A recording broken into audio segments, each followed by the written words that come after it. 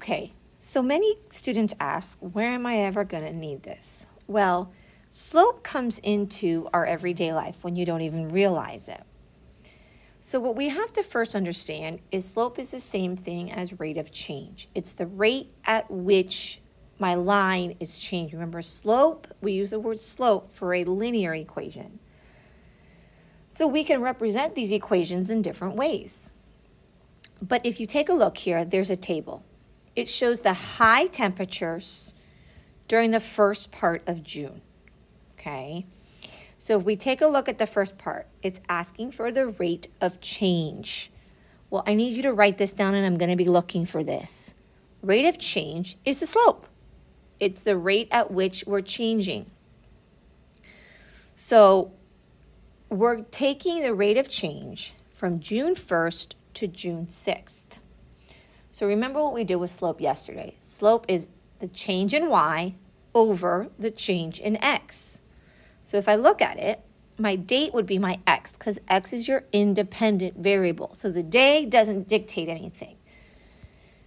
Or it does dictate, I should say. The y is going to be affected by the date, okay? So our high temperature is y and our date is x. Well, slope is my change in y divided by my change in x. So I would take a look. 76 was my y for June 6th, and 72 was my y for June 1st. So if I subtract my two high temperatures, and I'm going to divide that by my 2 days, I end up with 4/5. So that's my slope. But when we are asked the rate of change is taking your slope and putting it into a real world context. What that means is 4 was the degrees, 5 was my number of days. So the temperature changed at a rate of 4 degrees over 5 days. You could also say, and I would write this in, the temperature went up 4 degrees over 5 days. That's how we can interpret it. And I know it went up because my slope was positive. So let's go try this again. The rate of change between June 6th and June 8th. Okay, so let's go look at my 6 and my 8 date. That would be 84 this time minus 76 divided by 8 minus 6. So the change was 8 degrees over 2 days. But that can be simplified. 8 divided by 2 is 4. So that means the temperature went up 4 degrees per day. So that's actually a different rate of change than the other one. It's still 4 degrees, but the A went 4 degrees in 5 days, where the problem B went 4 degrees in 1 day. So part C asks, which of those time frames did it rise faster? Okay, so it rose faster from June 6th to June 8th because it's 4 per day. So right now I want you to pause, and I want you to try these on your own. I'm not going to go in as detailed with them, so you need to try them. Okay, so we're finding the rate of change from week 0 to week 2. So we take our weight from week 2 to week 0. Remember, if I'm starting with week 2 on the top, I have to start with the number 2 on the bottom. When I subtract, it ends up being a negative 6 over 2. It's a negative. So that means this person, Josh, lost 3 pounds per week. How did I get 3? Well, simplify, simplify, simplify. Write that down. Because negative 6 over 2 simplifies to 3 over 1. Now, if it's a negative, that means he lost the weight. So let's go look from week 2 to week 4. When I subtract, I get 3 over 2.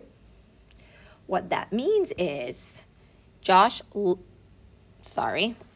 this should actually say Josh instead of lost, because my slope is positive, it should say gained. So please fix that.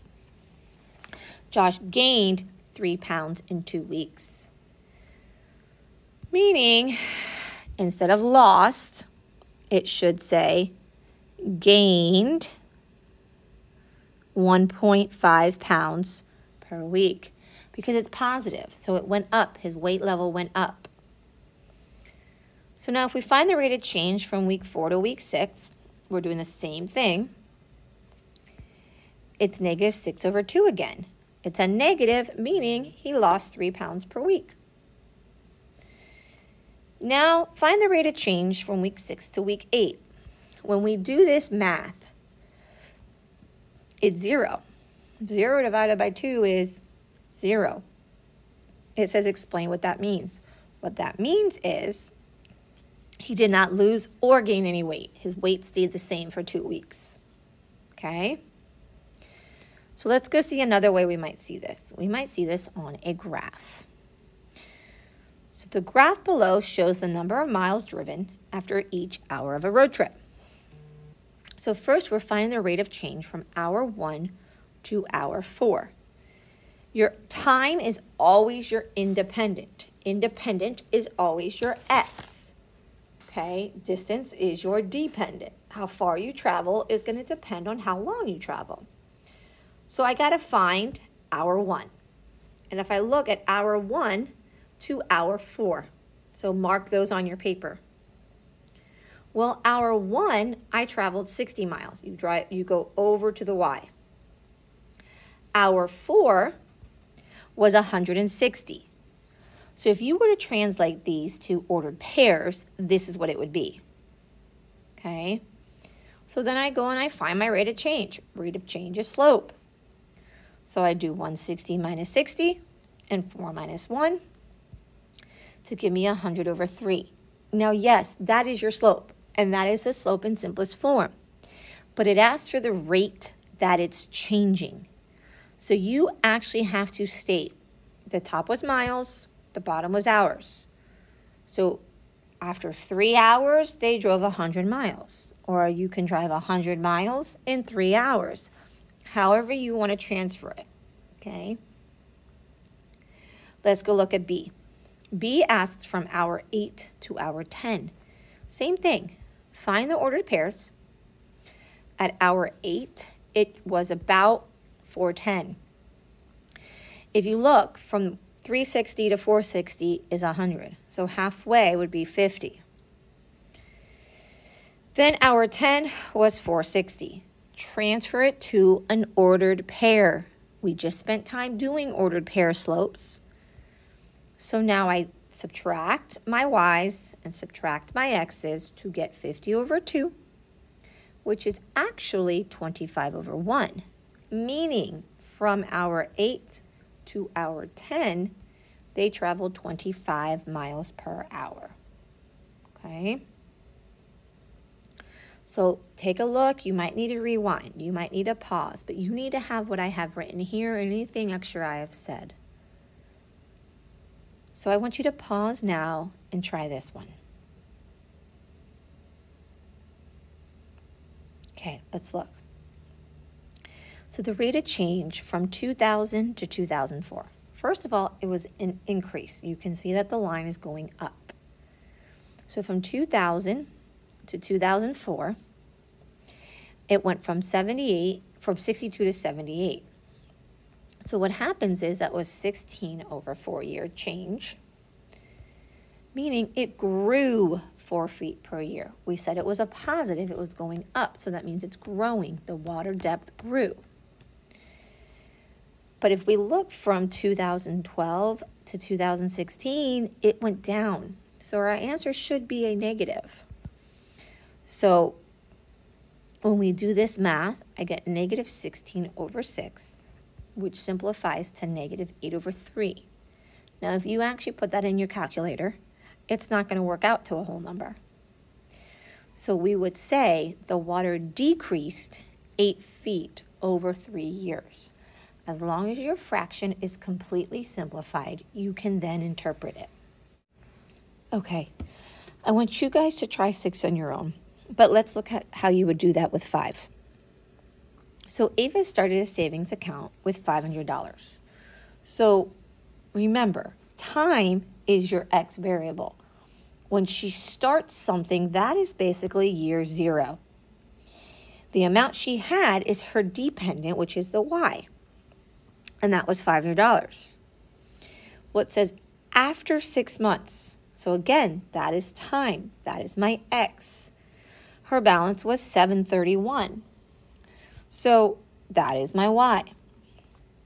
So if I find the rate that this is changing, it'd be 731 minus 500 over 6 minus 0.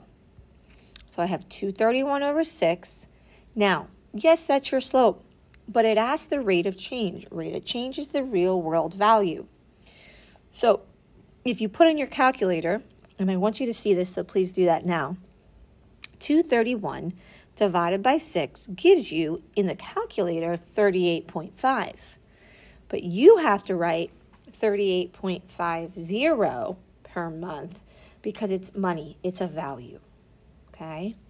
So I want you to try 6 on your own, and I'm going to be checking all the extra things I had you write in. I don't want you to panic. We are going to practice this in class, but you need to ask because we're going to be building, and just coasting through and writing from the video is not going to help.